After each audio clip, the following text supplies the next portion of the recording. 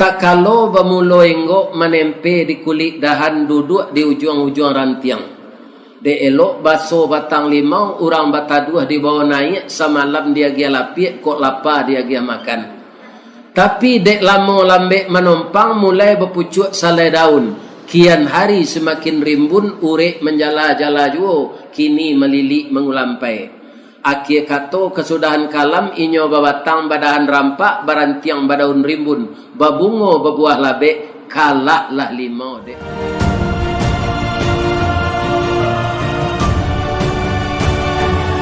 A'udzubillahi minasyaitonirrajim.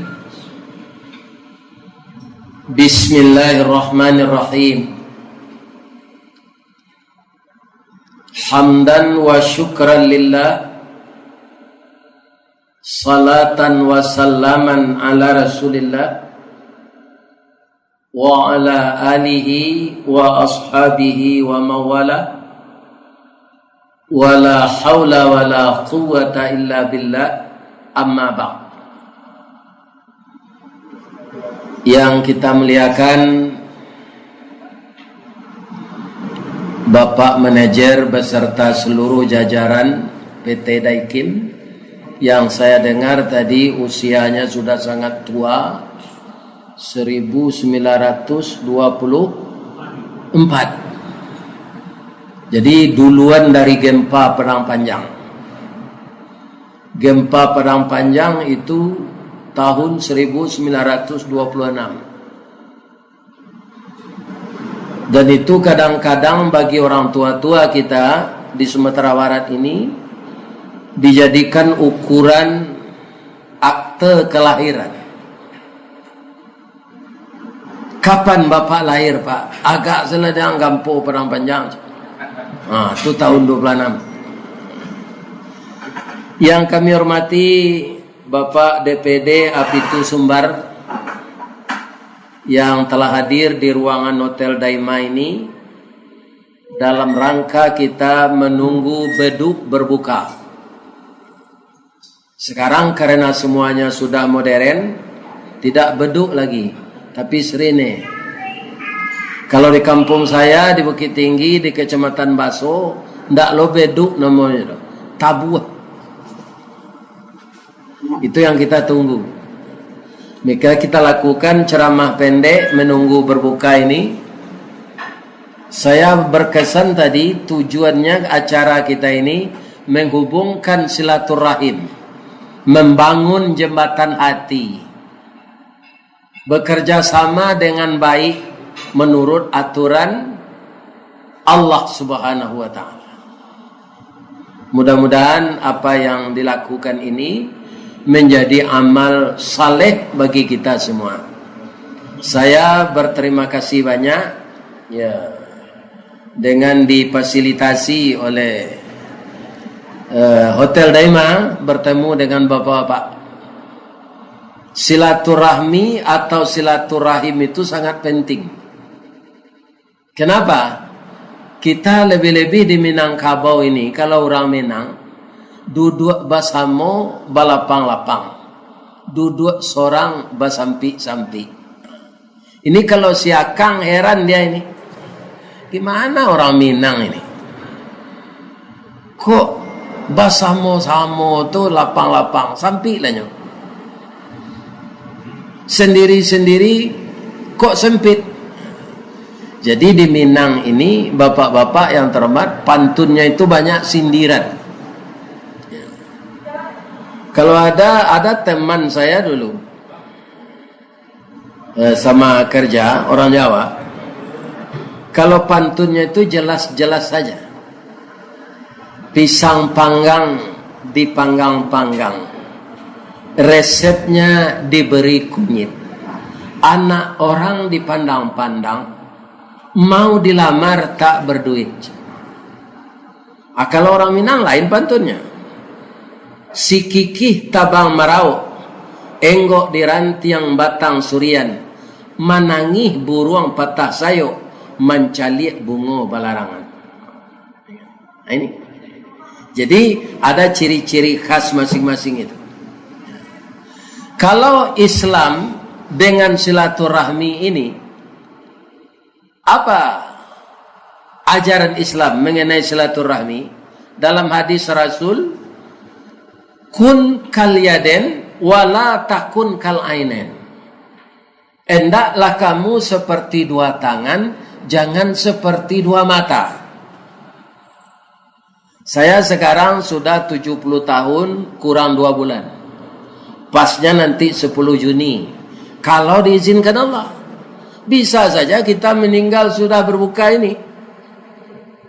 Bisa saja meninggal besok pagi. Maka hari kita, hari yang sekarang ini, kita hidup, dapat bertemu di sini, bisa menjalankan siyamul Ramadan, itu kita syukuri, itulah hari kita. Kita berharap kepada Allah semua amalan itu diterimanya. Amin. Bagaimana kedua tangan? Kira-kira bapak-bapak, ibu-ibu, usia saya 70 tahun, tangan ko lah baralo semuanya. Lah 70 lah, sebab ndak ada tangan yo kaki ko beda-beda lain. Sama lain. Iya kan? Tapi tidak pernah mereka itu berkelahi. Sesuai dengan hadis Nabi tadi, kun kal yaden wala takun kal ainen. Perhiasan, jam tangan, cincin di tangan kiri.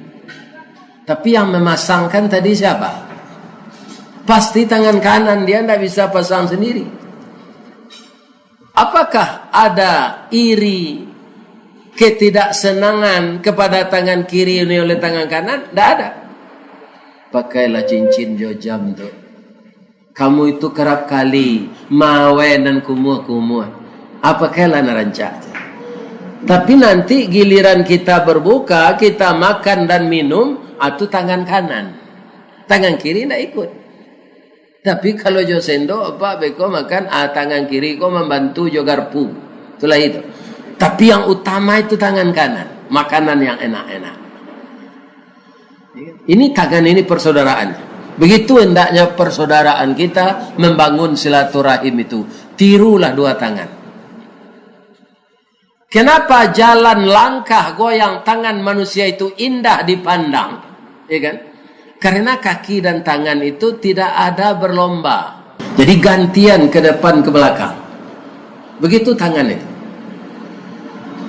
Kalau ada tangan kiri ini merasakan sakit, itu cepat dipijit oleh tangan kanan tanpa minta bantu. Kalau di orang Minang bau rui ini, langsung saya nyuri dan sakit. Dapat lo digigit rangi tangan suwo, langsungnya tanpa rangi itu di tangan kita. Tidak ada minta tolong. Begitu persaudaraan itu. Di dalam Al-Quran disebut ruhama'u bainahum. Mereka itu berkasih sayang.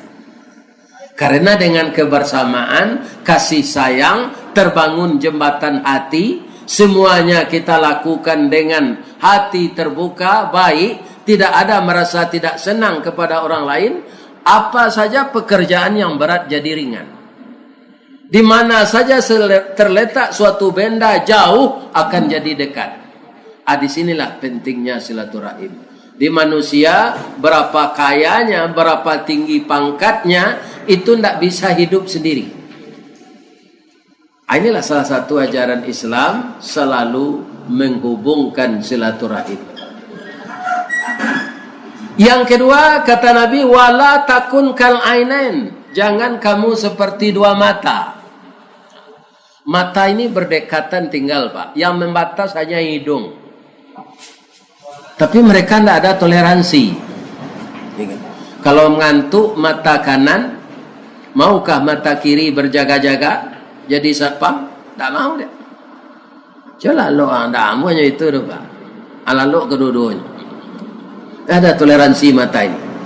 Kalau masuk nyamuk ke mata kiri terasa perih, tidak ada mata kanan mau membantu. Yang membantu tangan juga. Jadi dalam suatu usaha, dalam suatu bisnis, kebersamaan, silaturahim, kasih sayang, itu yang didahulukan. Ya kan? Jangan kita jadi benalu. Benalu itu suatu tanaman yang subur, tetapi jadi parasit di tanaman lain. Kalau di bahasa Minang, bapak-bapak, adopin binalu itu adalah parasit. Bagaimana dia? Tak kalau bamuloenggo menempe di kulit dahan duduk di ujung-ujung rantiang. De elok baso batang limau, orang bataduh di bawah naik, semalam dia gia lapik, kok lapar dia gia makan. Tapi dek lama lambek menumpang mulai berpucuk salai daun. Kian hari semakin rimbun, urek menjala-jala juo, kini melilik mengulampai. Akhir kata kesudahan kalam, inyo babatang badahan rampak, barantiang badaun rimbun, babungo babuah labek, kalaklah limau dek binalu. Akhirnya pokat limau jeruk mati dek binalu. Jangan seperti itu. Maka kita ini saling menghargai, saling menyayangi, membina kasih sayang. Kalau ini kita putuskan, kasih sayang putus, silaturahim hilang, apa yang terjadi? Ancaman Allah. Kita tidak bisa menantang Allah, Pak. Karena dia yang menguasai kita ini. Tidak bisa menantang Allah. Jadi jangan memutus-mutuskan silaturahim, jangan memisah-misahkan kasih sayang. Binalah terus. Baik di kantor, baik di rumah, baik di tengah masyarakat. Dimanapun kita hidup, silaturahim itulah yang menjadikan suasana nyaman. Apa kata Allah? Orang yang memutuskan silaturahim itu tidak dilihat oleh Allah di akhirat nanti. Kita ini setiap hari, Bapak Ibu, menuju ke kubur. Bukan menuju pulang ke rumah kita. Menuju ke kubur kita ini. Alhaakumut takatsur hatta zurtumul maqabir. Umur kita yang telah berlalu, apa saja yang terjadi berlalu, tidak bisa kita sesali lagi. Yang paling dekat itu adalah kematian. Yang paling jauh masa yang telah lampau. Yang paling berat mengakui kesalahan. Yang paling ringan berbohong.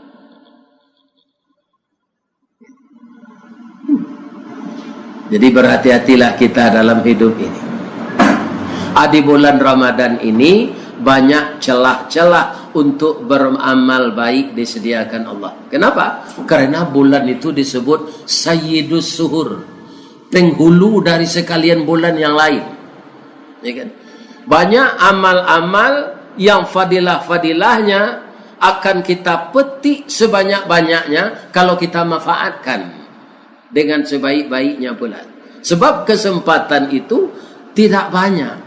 Kalau ada orang berjanji, ya kita lupa sekarang ini Pak Ustadz, tahun depan Ramadan datang juga. Ramadan itu sebelum kiamat akan datang setiap tahun. Tapi bisakah kita tahu? Ya kan, kita akan hidup Ramadan yang akan datang? Tidak tahu kita. Ramadan yang tahun ini saja belum tentu kita bisa menyelesaikan. Setiap hari ini ada saja orang meninggal dunia. Dia berniat, ya Allah berilah saya kesempatan puasa Ramadan tahun ini selesai di penghujungnya.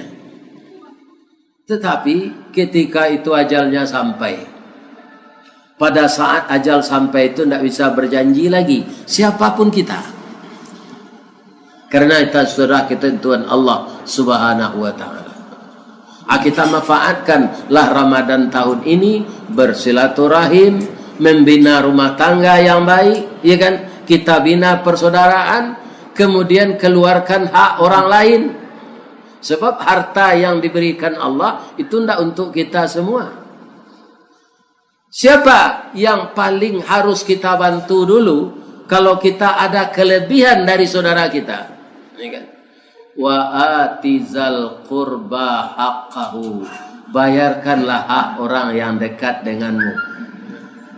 Saudara kita miskin, dibantu dia.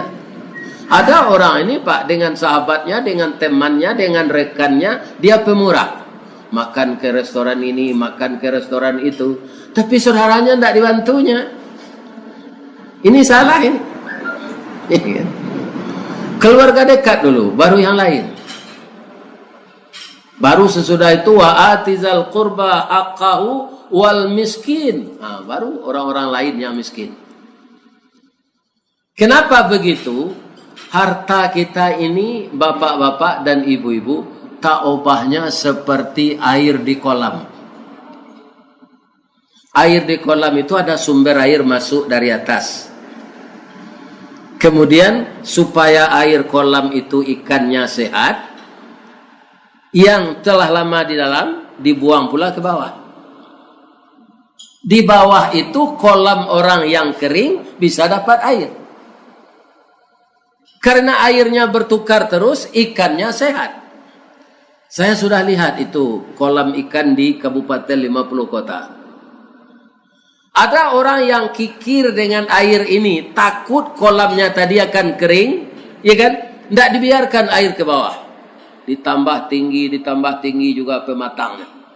Akhirnya air kolam itu berlumut, ikannya mati karena airnya kotor. Begitu juga harta. Jadi harta itu ya seperti kita mengucapkan, Pak. Apa ucapan kita? Terima kasih. Artinya apa? Harta itu diterima, setelah itu dikasih. Kalau tidak mau kita begitu, Pak, harta yang diberikan Allah penguasa langit dan bumi ini akan diambil oleh Allah dengan cara kekuasaannya. Ada melalui api terbakar, ada melalui maling, ya kan? Ada melalui gempa. Habis kita, harta kita itu terbenam. Maka kita bagi-bagilah apa yang telah diberikan Allah itu. Itu salah satu untuk menambah terlebih dekatnya silaturahim. Kita berbagi. Ada anak yatim, ada para du'afa, ada fakir miskin. Itu kita beri jatah-jatahnya sesuai dengan kemampuan kita. Mudah-mudahan apa yang kita sampaikan ini menjadi suatu amal tersendiri di bulan Ramadan ini. Semoga kita semua diberi oleh Allah kesehatan lahiriah dan kesehatan batiniah, dapat juga kita beramal, dan nanti kalau Allah sudah datang menjemput, semua kita akan dibimbing oleh Allah hendaknya menempuh jalan yang lurus sesuai dengan permintaan kita di dalam salat, ihdinas siratal mustaqim, tunjukilah kami jalan yang lurus ya Allah. Kalau Allah yang menunjuki kita, semua makhluk-makhluk yang ingin menyesatkan kita tidak akan tersesat. Tapi kalau Allah menyesatkan kita, seluruh makhluk memberi petunjuk, kita tidak akan dapat petunjuk Allah itu. Itulah kajian kita pada menjelang berbuka ini. Mudah-mudahan bermanfaat. Kalau ada dari penyampaian saya tadi, kalau ayat-ayat dan hadis yang saya sampaikan itu tidak akan salah, tapi cara saya menyampaikan. Kece orang Minang, kalau kita luko di pisau tangan berdarah, jo betadin nyo sehat jo. Tapi luko di lidah mungkin sari ubeknya, tak singgung hati nan di dalam. Kalau ada perasaan hati Bapak Ibu yang tersinggung dengan cara saya menyampaikan, saya mohon maaf yang sebesar-besarnya. Subhanallah walhamdulillah wala ilaha illallah Allahu akbar. Asyhadu an la ilaha illallah astaghfiruka wa atubu ilaih. Banyak maaf. Billahi taufik wal hidayah. Wassalamualaikum warahmatullahi wabarakatuh.